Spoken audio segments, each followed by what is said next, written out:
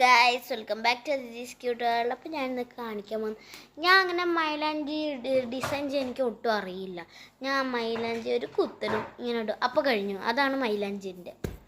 അപ്പോൾ എനിക്ക് മൈലാഞ്ചി അങ്ങനെ ഒന്നും ഇടാൻ അറിയില്ല. ഈ മെഹന്തി ഇട്ടു എൻ്റെ ഒരു ആലോചനയിൽ ഞാൻ ഇട്ടതാണ്, ഞാൻ തട്ടിക്കൂട്ടിയിട്ടതാണ്.